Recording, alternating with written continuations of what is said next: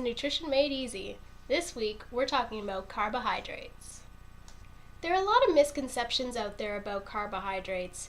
People thinking they're bad or they're good. And there's a lot of terms that people don't understand as well, such as glycemic index, simple versus complex carbohydrates. So what does it all mean? When people are talking about simple versus complex carbs, they're referring to the structure. So what are some examples of simple carbohydrates? Table sugar, for one, and something like honey. And then an example of a complex carbohydrate would be something like a potato. I've got lots of starch in my body, starch, I'm so complex, starch. So what's the difference? Simple carbohydrates are single sugar molecules.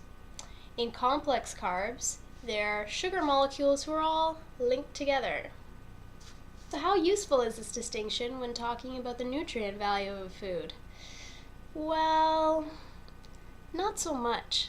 Health authorities everywhere are telling us we need to eat more whole grain foods, such as this piece of multigrain bread. But the starch in white bread is complex, so does that make this food healthy?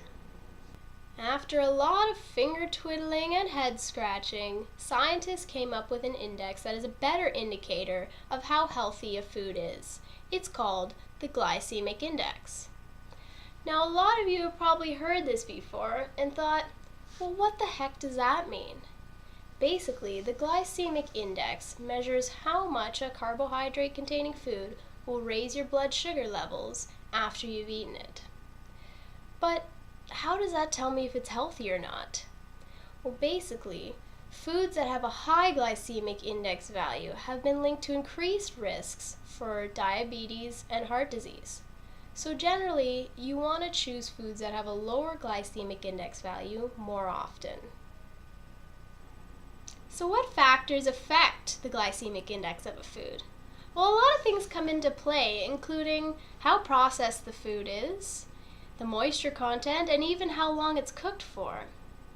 In general, foods with a low glycemic index value are nutrient-dense and high in fiber. So now you're asking, where do I find a list of all foods and their glycemic index value? If you go online to www.glycemicindex.org, they give you a comprehensive list of all the foods and their glycemic index value. So if you go check out this glycemic index list, you're going to notice a few weird things. First of all, some foods that you would think would be healthy for you, like watermelon, have a very high glycemic index value. Watermelon indeed! No.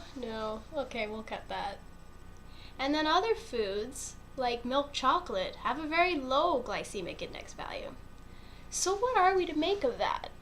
Am I trying to tell you that watermelon is less healthy than milk chocolate? Not at all. That's why we also have to take into consider glycemic load. Okay, I know, I'm throwing a lot of terms at you, but it's just one more, I promise.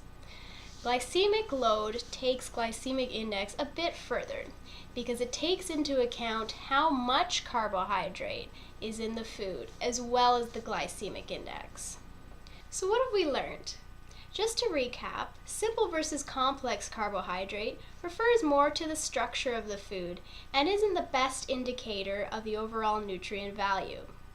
Glycemic index looks at how much a carbohydrate-containing food will raise your blood sugar levels after you eat it, and has been related to increased risks of heart disease and diabetes.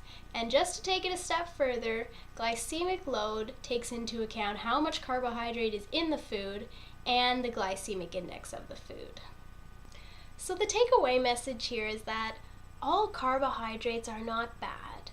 Some are healthier than others, but all can fit into a well-balanced lifestyle. As well, don't take this glycemic index with you to the grocery store when you're picking out your foods. It's just a way to keep you informed about all those nutrition mysteries out there to help you make better, more informed choices. If you want to start living a more healthy, balanced lifestyle, follow the link down here. It'll bring you to Health Canada's website and it'll show you more about Canada's Food Guide, which is a great place to start if you want to learn how to start eating more healthy. That's it for now. Just again, my name's Sam and this has been Nutrition Made Easy.